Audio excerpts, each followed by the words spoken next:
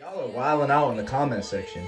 Oh my God, CG this, CG that. Oh my God, you don't know what the hell you're talking about. Oh my God, Ali Lotti and Juice WRLD are the same age. Bro, Ali Lotti is like 30 years old and Juice WRLD was like 19 when they started talking. I believe Ali Lotti is 26, 27, 28 right now. People said, oh my God, she wasn't a stripper. Walked in as a bartender, walked out as a dancer named Lotti. Oh my God, she wasn't a stripper. She didn't have charges on her. She wasn't a drug dealer.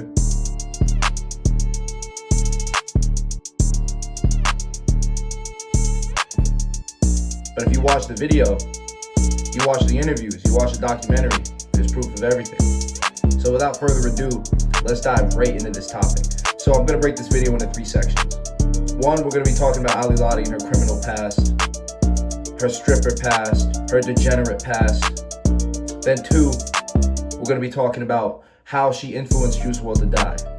How she played the biggest role in Juice WRLD's death. Because if you look at the picture that I played in the beginning of the video, you'll see that with Starfire, he looks healthy, happy, smiling. With Lotti, he's coked out, he's drugged out. And then the last and final section, I'm going to address some of the comments. Because you people have zero clue what you're talking about. Learn how to read body language. Learn how to read a book and read into people's souls, but read into their eyes. Learn how to watch things and actually learn instead of watching things and getting mad and getting emotional. Because all the people that are taking Ali Lotti's side in this argument, even though there's so much proof in front of them, if they just took the time to learn and do their research, all the people that are taking Lotti's side in this argument have Ali Lotti as their profile picture. They think she's beautiful. They think she's a simp. They simp for her. And the whole reason that they get mad and triggered at these type of videos that expose her for who she really is because a lot of these people are emotionally attached to her because they live vicariously through Juice WRLD. A lot of people get mad and triggered at these videos because they think Ali and Juice WRLD were like the power couple. They were like this and they're the couple that everybody wants to strive and be for. You people gotta stop living through celebrities and start developing your own identity. We all love Juice WRLD, we all love this music, but we don't care about Ali, we don't love Ali. What has she provided us other than a headache? What has she provided us other than taking away our favorite artists? What has she provided for us other than clout chase? Nothing. So you guys live vicariously because you guys want the relationship that they had or what they presented that they had through the media, through social media. You don't want a chick like Lotti, and I'm going to tell y'all why. So without further ado, let's dive into this topic. Why did you let him take perks at the airport? Did you not just hear what I said? There was no perks around him to even take. Trust me.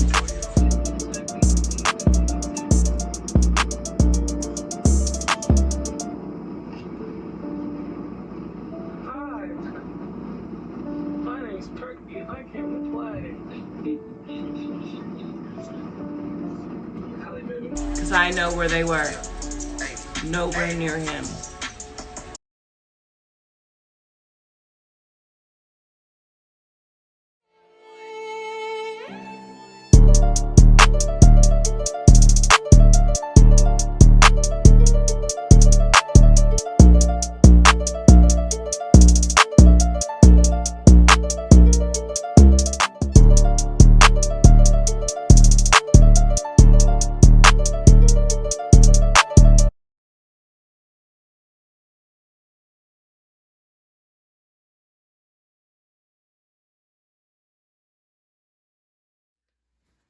So it's your boy, CG. It's me. And you already know the deal. I'm back with some more heat. So before I even get started, be sure to smash the like button, share this video to everybody who's a Juice WRLD fan, everybody who wants to know the truth about how Juice WRLD died. Drop y'all thoughts and y'all input in the comment section. Share this video, smash the like button, send me to the friggin' moon, y'all. So without further ado, let's dive right into this topic. You know what I'm saying? So I've been getting a lot of feedback on the part 1 and 2 videos that I dropped and part 3. This is part 4. I'm going to be dropping a part 5 to just wrap everything up and give a real deal summary. And I'm going to try to find some more information. I'm scouring the internet. It takes a lot of time, so I'm sorry these videos got delayed. But anyway, without further ado, let's dive right into this. So I said that I would break this video up into 3 different parts. So the first part, we're going to be talking about Ali Lotti's degenerate, stripper, drug dealing past. Then we're going to talk about how she lied to the police report how she lied to the media, how she consistently lies to us. Then I'm going to do a third part talking about addressing people in the comment section. But before I do that, I'm also going to add a fourth part. The fourth part is I'm going to address, and we're going to go through some of Juice WRLD's lyrics in his songs and talk about how he talked about Lotti. As you can see, Lotti has a lot of occult symbolism in her tattoos, which could be speculate, but I am going to give you all the facts. And there is a lot of lyrics and a lot of facts about Juice WRLD talking about his girl doing potions and a lot of occult stuff in their day-to-day lives and what he raps about. So without further ado, let's dive right into this. So Lotti, also known as Alicia Leon, a lot of people said, oh my God, she wasn't a stripper. Oh my God, she was a perfect, innocent, beautiful little angel. And how dare you sit here on the internet and disrespect her? Oh my God, blah, blah, blah, blah, blah, blah, blah. Like I said, bro, that these people that are on her side get emotional because I poke at their insecurity. I poke at their narrative, their false narrative that Lotti is some perfect, beautiful angel who never did anything wrong. But yeah, she was a stripper. I played that clip in the beginning of the video. You don't believe me? Go watch Adam22's podcast, the No Jumper. Fast forward to 11 minutes and tell me if I'm still lying. She goes, I walked in to the bar as a bartender, walked out as a dancer named Lotti. Like, so proud of it, you know what I'm saying? But anyway, Lotti, also known as Alicia Leon, was a former stripper. She had drug charges of methamphetamine on her, as I played. You already have seen the clip by now. But she had drug charges in the state of California, smuggling meth and other drugs, amphetamines, whatever the case may be, over the border from Mexico. So she got arrested for that. She did serve some time in 2017, but she got out on good behavior because the minimum sentence was like 5 years. But she got out on good behavior, so she got out early in less than a year. I believe she only served 8 months. That's what it said on Twitter. So let's talk about that. Is that when Juice WRLD says in his songs, oh my God, my girl was the plug. As you can see, if you watch the documentary, she's constantly snorting coke, constantly snorting perks, constantly sipping lean, constantly smoking. If you see in her interviews, she smokes and she closes her eyes because she has to make up her lies. Now, usually here's a body language trick 101, is that if someone's lying to you, they can't hold eye contact with you. So whether it be they close their eyes or they look to the side. Now, if you watch, say, the Joe Rogan podcast, and you can tell a lot of those people are telling the truth because when they tell those stories about their real life experiences, or even in your day-to-day life when someone's telling a story, they'll either hold eye contact with you or they'll look to the side. Looking to the side usually means that you're not confident enough to hold the eye contact with the person in the conversation you're having, but you can look to the side because your brain is constantly thinking of remembering telling the story. But if you need to close your eyes and really, really slow it down, that's basically saying you're a liar. Now, if you watch the Juice WRLD documentary, fast forward to the end, you'll see her when the reporter asks, how did Juice WRLD die? How did he die? And she constantly lies to the media, constantly lies to us and says, oh, he died in my arms, oh, whatever, whatever. But you see that when she tells the story, she's constantly looking down or closing her eyes because she's, one, either too drugged out, or two, she has to either, one, try to remember what she said to the last person who asked. So she has to try to remember her lies and backtrack on it, which is psychopathic, narcissistic behavior. Or she has to close her eyes to try to remember and make up a new lie on the spot. You know what I'm saying? So here's a trick that if someone's lying to you, bro, they look to the side, look to the side, look to the side, and they can't hold eye contact. Or, I mean, they look down. But if they look to the side, they're probably still telling the truth, but their brain just needs to process, remembering telling the story. I hope y'all are picking up what I'm putting down. You know what I'm trying to say? I read that in that body language book that I talked about in my last video. So we're not going to sit here and dwell about that, but those are the facts. You feel what I'm saying? Those are the facts. So she has lied to the police. In the police report, there's a lot of discrepancies between what she said, and she's telling us how Juice WRLD died, and the police report, because she says, I administered the Narcan, he died in my arms, he did this, that, and the other. But the police report, the medical report, the hospital report says he died at the hospital.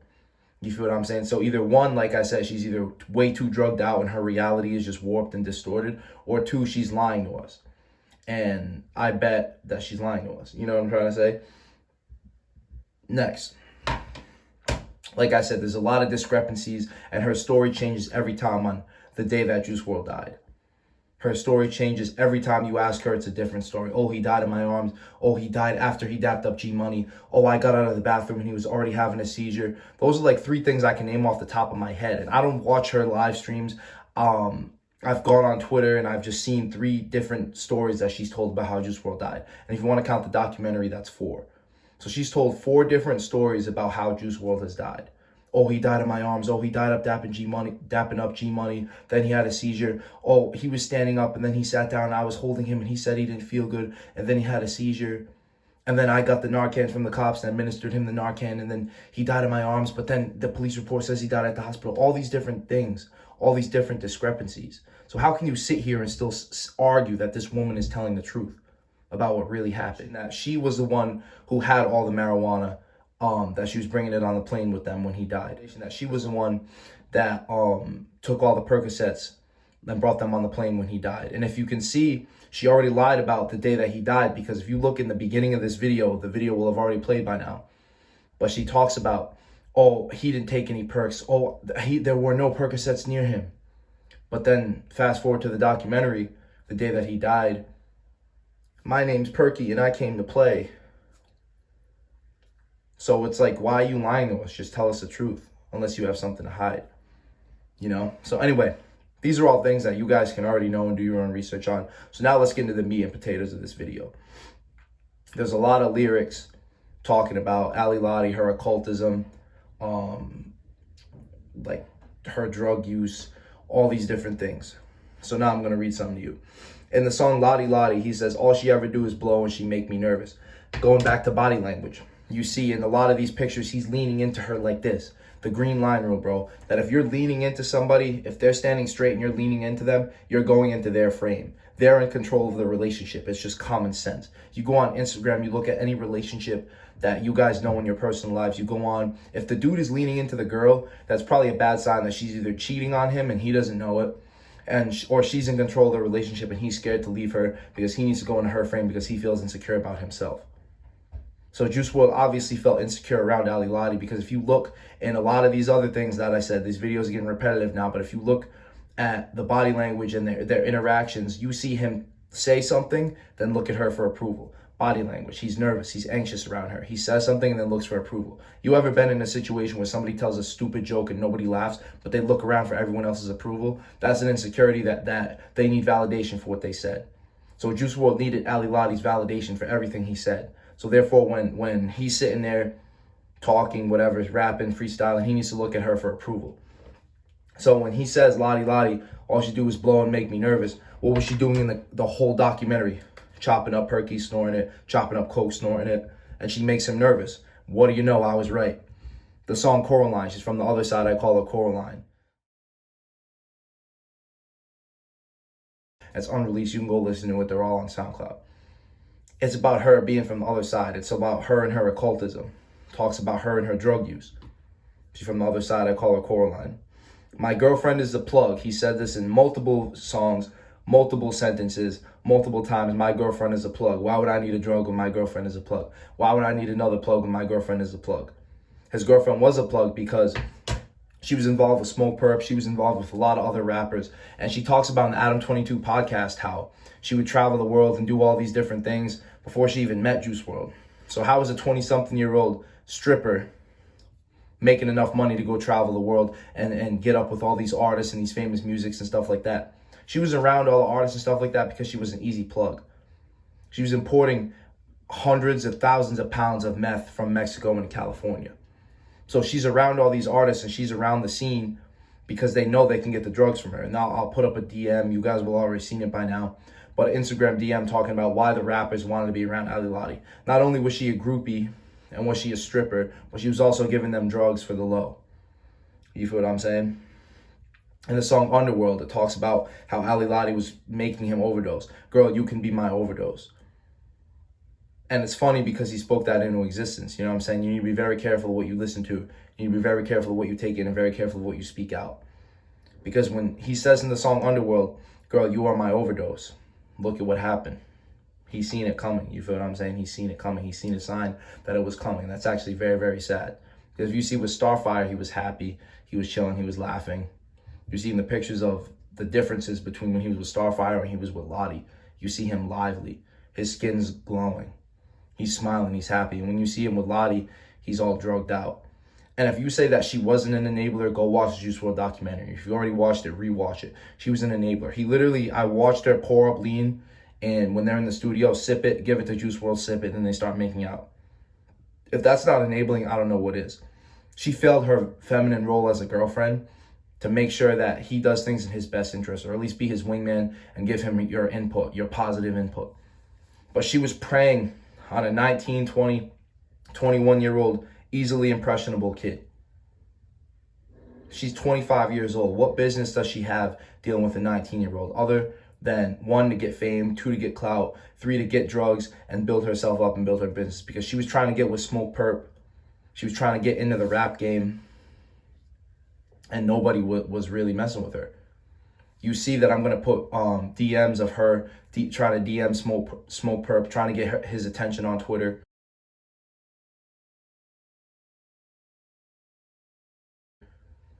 All these things are on Twitter, bro. She left crumbs and trying to cover her tracks by deleting the tweets, by getting people to delete their tweets about her. But we have to keep fighting the good fight. Last but certainly not least, in the song Better Off Alone, he says she's only in it for the drugs.